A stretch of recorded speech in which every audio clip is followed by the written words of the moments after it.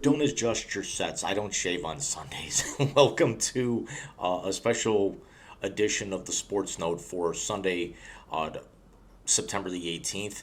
Uh, Last week we talked about all the upsets that were in college football. We saw four teams in the top 25 get upset. Now, granted, the Tennessee um, upset of Pitt wasn't that big of one because Pitt was 17 and Tennessee, I want to say, was 24. But we saw Notre Dame get upset, ranked 8th or ninth, depending on the poll that you looked at. We saw Wisconsin get upset. And then the big one, we saw Texas A&M gets stunned at home by ranked sixth in the country against Appalachian State. Now, Texas A&M did seem to turn things around last night with their win over Miami on national TV, which everyone thought was going to be the game of the day. But as the great Lee Corso would say, not so fast, my friend.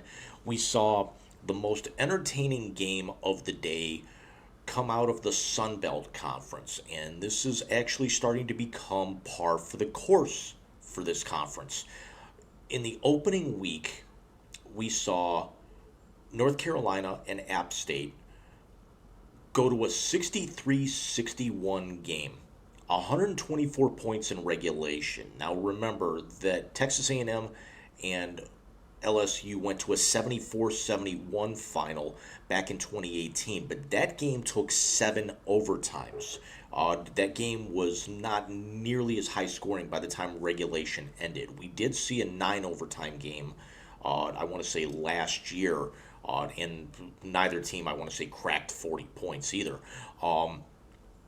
But for App State and North Carolina to accumulate over 1,200 yards of offense combined and only 2 turnovers, one apiece, easily the most entertaining game of the year. App State did lead that game 21-7, just 48 seconds into the second quarter. Then North Carolina proceeded to rattle off 31 unanswered points and led 41-21 going into the fourth quarter. And then the Mountaineers outscored North Carolina 40-22 in the final frame, but had a 2-point conversion with under 90 seconds to go fail, and that was your final score. Definitely something to hang your hat on. If there's ever, you'll never hear a football player say a loss is a moral victory, but for a group of 5 teams such as App State, who's only been Division One, I want to say since 2014, hang like that with a team who's expected to go to a bowl this year in North Carolina, and then the very next week go into College Station, one of the most hostile places to play in the country, and hold Texas A&M to 180 yards worth of offense and dominate time of possession by a 2-1 margin. They held A&M to only 18 minutes and change worth of possession in a 17-14 stunner, and only one of those Aggie touchdowns was on offense. The other was after the Mountaineers had gone up 14-7. The A&M had returned the ensuing kickoff 95 yards. The problem with the victory was not only did the Mountaineers go the Mountaineers and shock the world again. We all remember when they upset Michigan a number of years ago, back actually 2007, 15 years almost to the day that happened. Remember, Michigan was ranked 6th in the country as well and completely derailed their season. With the A&M loss, A&M dropped from from 6th all the way down to 24th in the polls. The Mountaineers actually couldn't even get out of College Station because there was a mechanical issue with their team flight heading back to Boone, North Carolina, so they actually had to stay overnight. Fast forward now to this past Saturday, just 24 hours ago. ESPN College Game Day was on the campus of Appalachian State, and positioned outside of Kid Brewer Stadium, which only has a 30,000 seat capacity. It was the opening week of Sun Belt Conference play as App State hosted the Troy Trojans. Now, Troy is not expected to do much. They're supposed to be maybe a 500 team just below. They're certainly not picked to go to a bowl. Appalachian State is expected to contend for a Sun Belt Conference championship. However, with the Mountaineers trailing very late, and when I mean very late, I'm talking it was 28-26 with 2 seconds remaining. Both teams had combined for 900, well, just under, it was about 850 yards. And App State, for the second consecutive week, had not turned the ball over. The Mountaineers had also won the time of possession battle for the third consecutive week, and whenever you're in a close game, that's what you want to do to give yourself a chance. Again, the domination over Texas A&M, it would have been the penalties that actually would have kept Appalachian State from, quite honestly, running the score up at that point on the Aggies. But they won the time of possession by a little over 5 minutes against the Tar Heels, and then also won by a little over 5 minutes against the Trojans yesterday. Well, quarterback, I'm trying to locate his name here. I do apologize. Chase Bryce stepped up after the Trojans only rushed 4, and somehow, someway, the pocket still collapsed. Now, the Trojans only had 3 down linemen and then actually had a jack linebacker on a delayed blitz. Again, the pocket collapsed. Bryce stepped up from his own 47 on a 4th and 10, again, with just 2 seconds remaining, and threw the ball about as far as he could with putting as much air under it as he could. Now, there's no question that Bryce could have actually thrown the ball into the end zone, but he needed to put enough air under the ball to allow all 4 of his receivers to get downfield.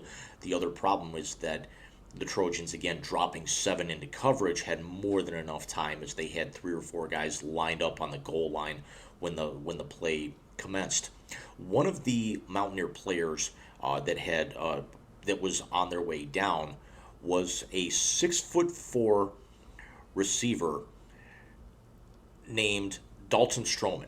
Now, there was a Troy defensive back who had a perfect beat on the ball and either could have intercepted it or knocked it down, because the ball was going to end up touching down around the Trojan 5-yard line.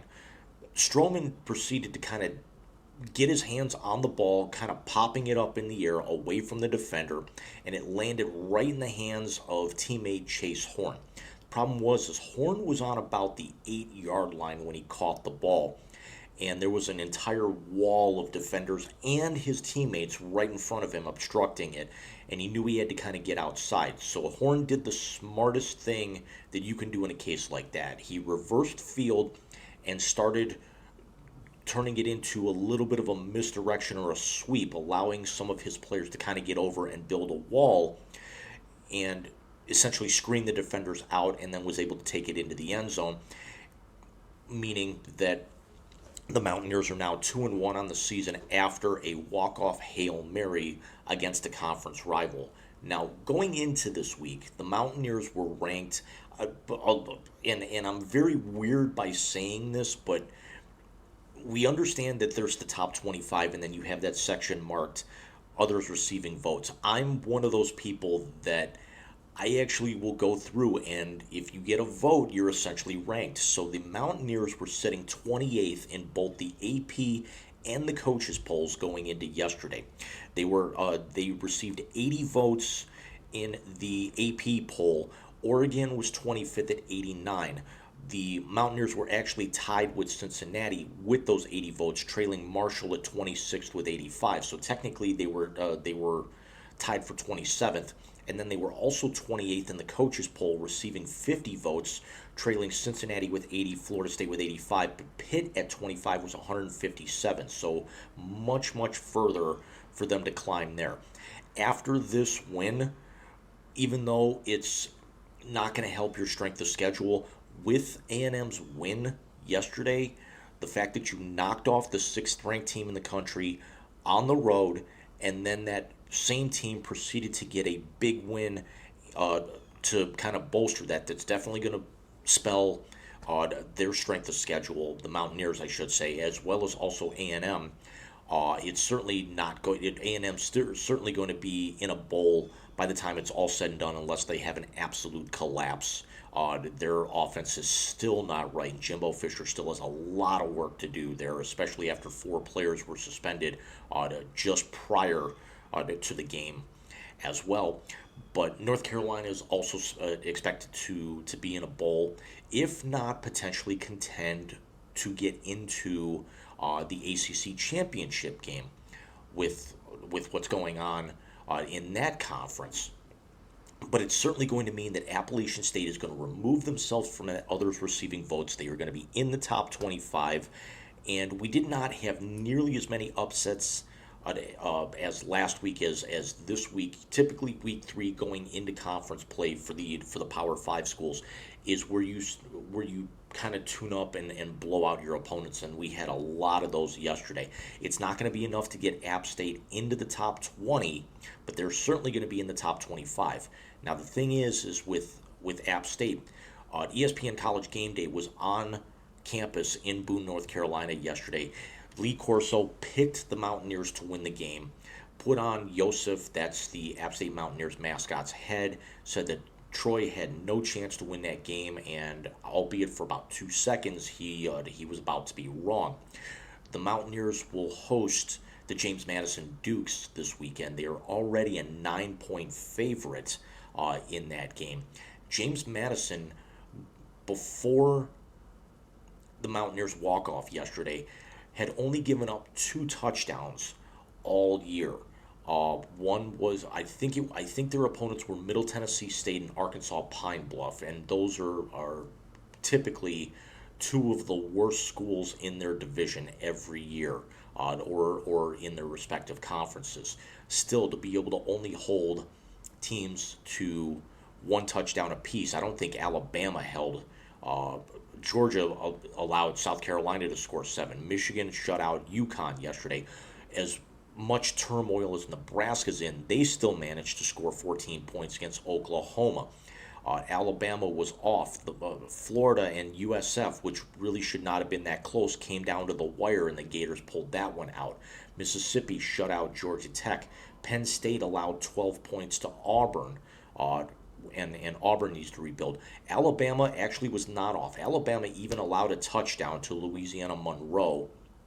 And Ohio State gave up 21 to Toledo. Ended up plastering them by putting 77 on the board. But Toledo actually had that game very, very close at the half. And then Ohio State woke up and realized that, again, we're playing the Sisters of the Poor.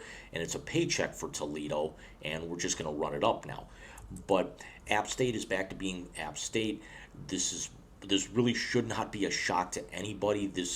App State is what Boise State was circa 15 to 20 years ago, where they were the world beaters. They were the teams that upset the Power 5 every year. As a matter of fact, they've actually, as of 2021, they're the only team to have played in a bowl game each year they've been eligible as a member of the FBS, and they have a 6-1 record in these bowl games, and they've also got a history of beating Power 5 conferences. This is something where App State, if they can run the table, I could almost make an argument to have them into the BCS, especially. They're certainly not going to be in the playoff because the Sun Belt, they're, after what the community saw last year with Cincinnati coming out of the American Conference, they are not going to do that again until the playoffs expand. But this is definitely something where App State could make a group of 5 game, because we've seen over the course of the first 2 weeks of their schedule that they can not only hang with Power 5 schools, they quite honestly can beat those Power 5 schools. They, again, should have run it up on A&M with as bad as A&M played, but also should have actually beat North Carolina. So let me know what you guys think down in the comment box below. We have a tentative date of Saturday, October 15th for the 1-year anniversary of the Wise Guys. We may end up doing it Sunday the 16th. at some point. But let me know what you guys think. Where does App State go from here? Where do you expect their ranking to be when the polls come out later on tonight? Are you going to try and maybe watch them against James Madison uh, next Saturday? And do they have the ability to possibly get into a major bowl, if not a New Year's Day bowl? So let me know again what you guys think. We will see you very, very soon. Enjoy the NFL action later on today. Take care.